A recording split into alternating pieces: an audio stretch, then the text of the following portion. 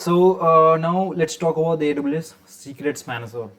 So AWS Secrets Manager, which is a great service meant obviously for storing secrets. It could be passwords, API keys, and so on. So, but the cool thing is about this service is that you can rotate your secrets automatically every X number of days, and these new secrets can be rotated on demand or automatically and generated automatically, for example using Lambda function. So there is a native integration between the RDS and the secrets manager for all DB engines, but also Redshift, document DB, and so on. And for other databases or services that you want to rotate automatically, you would have to write a custom Lambda function that would generate these secrets and then insert into the secrets manager. So here in this diagram that you are able to see perfectly, we have secrets manager. And it contains a secret. It's a database password, and it's actually the database password for our RDS database. So they are linked together and they will change together. So now to control access to the secret, we can use a resource-based policy, and also secrets manager is going to be integrated with so many other services that will automatically pull the secrets from secrets manager. So we have CloudFormation, so you can reference secrets manager secrets in the CloudFormation templates, but also could build ECS for your environments variables. And I will not name like the more about the EMR, Fargate, EKS, Elastic Kubernetes Service, Parameter Store, and so on. So in this example, I represented an ECS task, Elastic Container Service task. And as you can see, this ECS task will need to access your RDS database.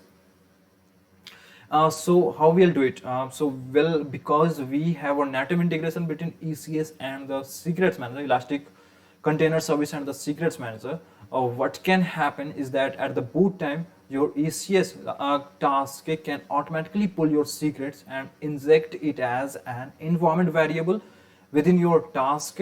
And therefore, because it's available in the environment variable and your ECS task, then your ECS task, whatever software is running within it, can access your RDS database securely. Okay, so this is the kind of the template that that would create a secret with secrets manager within CloudFormation. So in the first part we generate the secrets.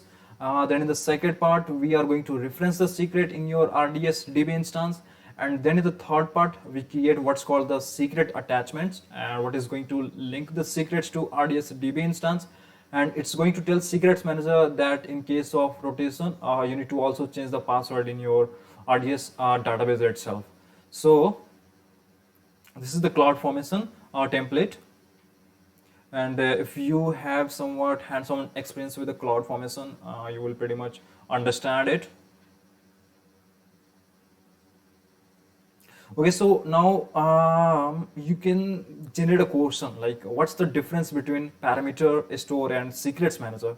So now, well, Secrets Manager is more expensive than the Parameter Store, but you get here the automated rotation of secrets with Lambda in the Secrets Manager. So the Lambda function is automatically provided for you with RDS, Redshift, and document DB. That's why it's automatic. Then of course you need to encrypt your secrets with KMS. It's mandatory here also, and it has a deep integration with the CloudFormation. Where the Parameter Store, while it's more simple API, there is no secret rotation with the Parameter Store. You could enable it on yourself, and I'll show you in the next slide that how you can do it. So the KMS encryption here with the secrets manager is optional, so it's not just for secrets, it's also for non-secrets. And there is still an integration with the CloudFormation, and you can also, by the way, there's a little trick that you can pull a secrets manager secret using the SSM Parameter Store API if you wanted to. So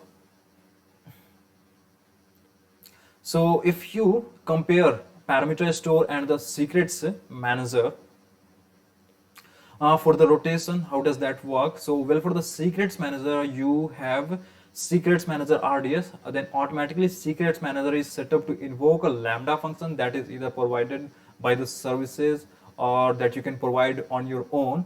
And this on the function, for example, will change the password in the Amazon RDS and also update the secrets in the secrets manager, where the SSM parameter store will say you have your Amazon RDS secret in the parameter store itself.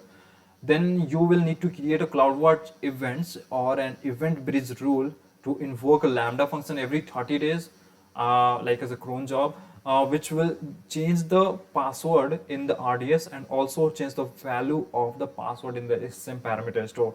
So it's a little bit more involved, like one more step extra.